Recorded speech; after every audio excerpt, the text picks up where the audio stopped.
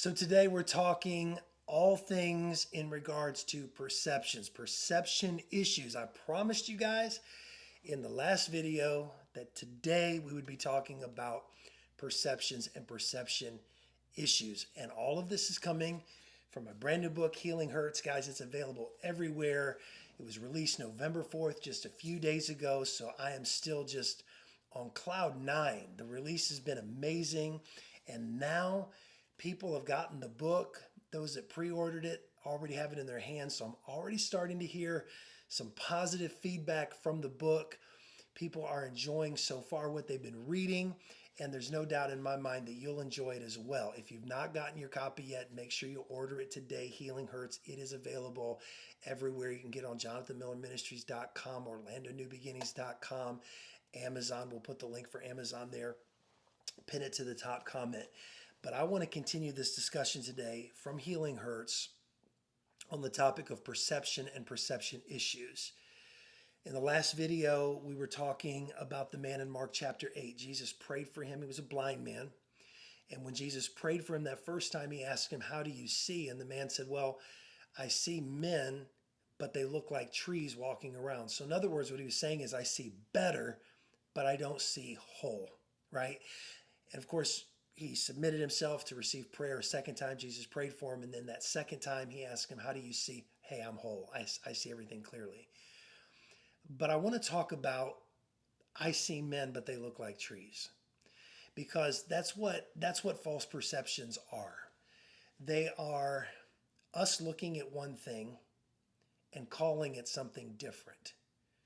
As I said in the last broadcast, because of perceptions, false perceptions, some of us have seen people that the enemy has sent to do us harm as people God has sent to do good. False perception. Or vice versa. We've seen the people that God sent to do good as people the enemy sent to do bad. So we're not protecting ourselves from the attack, and we're not opening ourselves up and inviting the blessing. Not because we're evil, not because we've done anything rebellious. False perceptions. Perceptions are a problem. How frustrating. I see a man, but to me it's a tree. And I've had conversations with people like that, where the truth is so glaringly obvious. You're like, no, 18 people said you said this. 97 people heard that you said it, and I didn't say it. You're sitting here saying, this is a man. Look at, no, it's not. It's a tree. It's a tree. What I'm telling you is that there is a fine line, hear me, between perception issues and deception issues. There's a fine line between perception issues and deception issues. If you don't realize that you have perception issues, and this blind man did, because he said, I know they're men, but to me, they look like trees. This was a man struggling with his natural perception. And as I said before in some of the other broadcasts, remember our approach through these scriptures when we're talking about healing and emotional healing.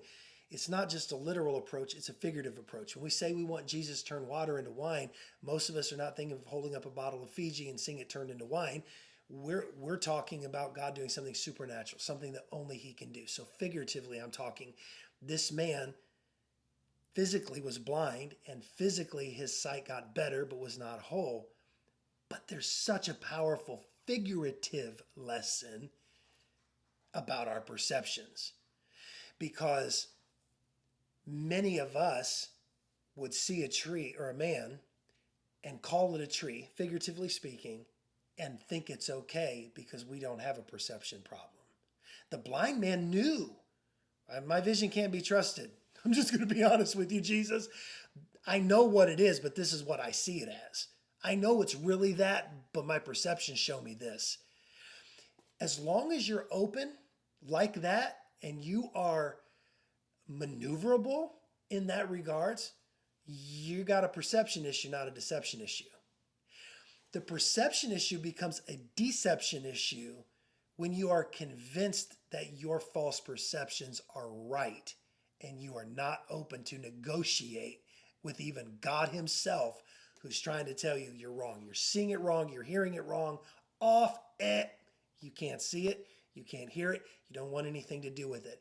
That's when you know perception issues have become deception issues. As long as you're like, hey, I really can't trust what I'm seeing.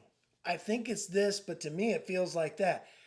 Then the process of healing can continue to come. The process of healing can continue to take place in your life because you are open to say, I don't think I'm seeing accurately. And that's what the blind man in Mark 8 was saying.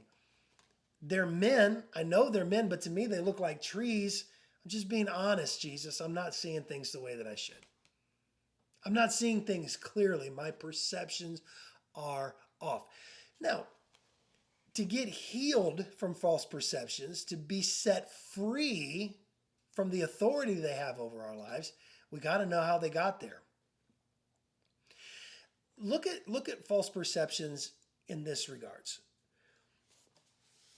And I wish I could do this. There's no way I could probably illustrate this, but false perceptions are like putting on a pair of sunglasses.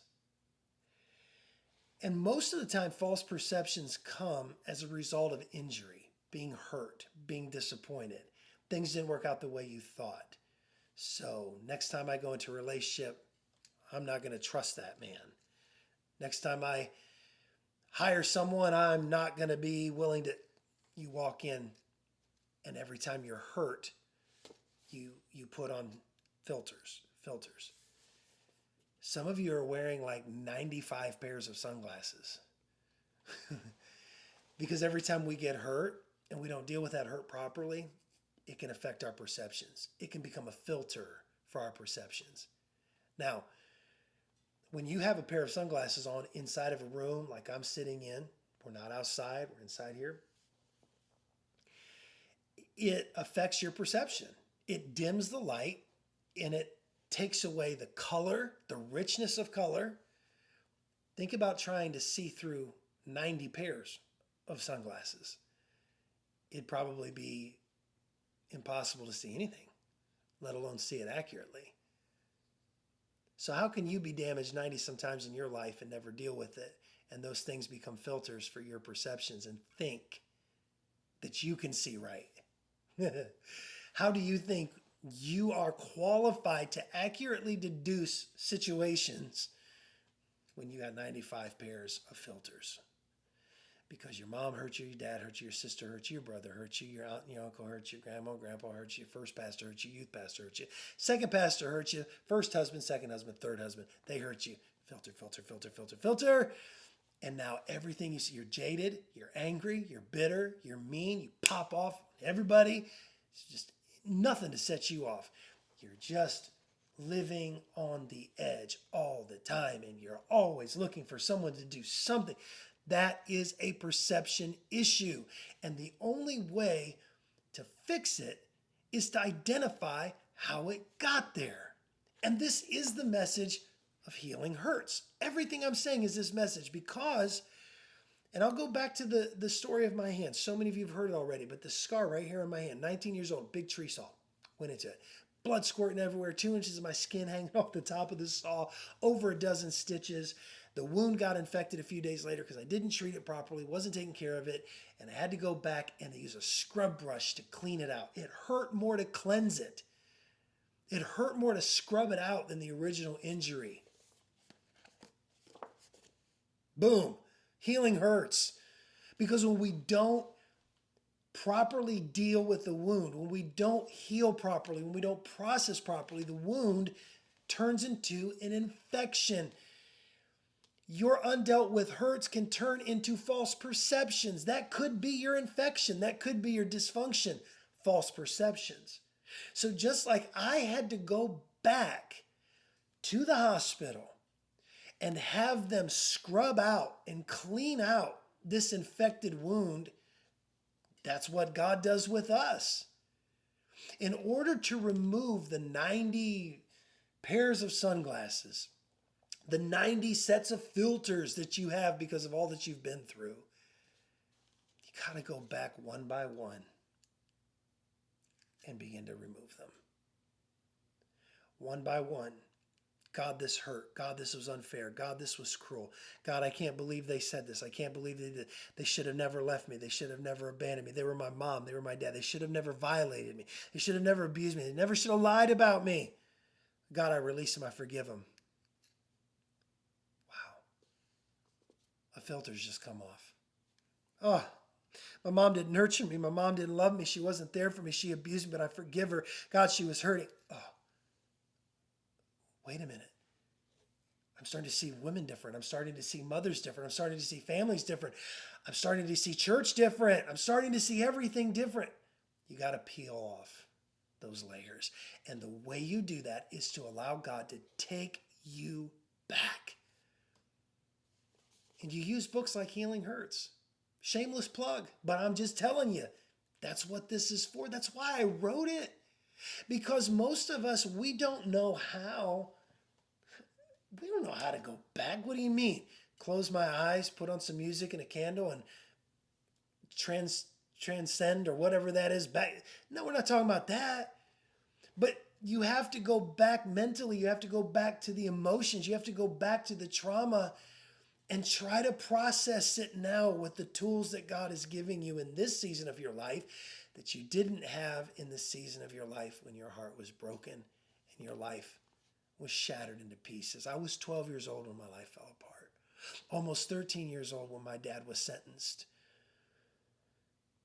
I didn't have the tools to deal with that at 12 and 13. I'm not sure I would have had the tools to deal with it if I was 112 or 113. It took a lot of time, a lot of resource, a lot of study, a lot of counsel, a lot of prayer, a lot of crying out to God.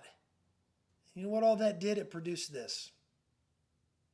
A tool, a guide that can help you go back in a whole lot faster way than I did.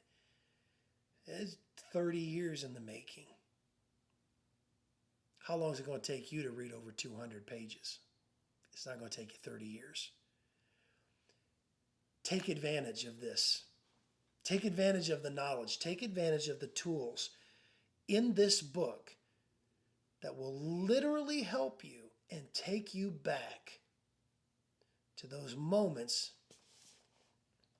where you put on a filter. Don't you want to see right? Man.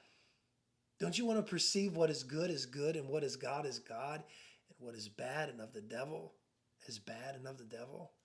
Aren't you tired of having bad things and bad intentioned people get through the gates of your heart because of your false perceptions? And aren't you tired of repelling the ones that are good with good intentions because of your false perceptions? Aren't you tired of not being able to trust your own perspective?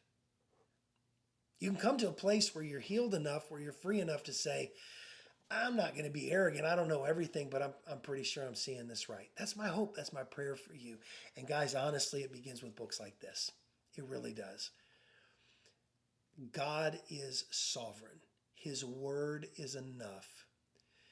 But he has given me a very unique take on Scripture, on some of our favorite, most powerful Bible stories, miracles that Jesus performed.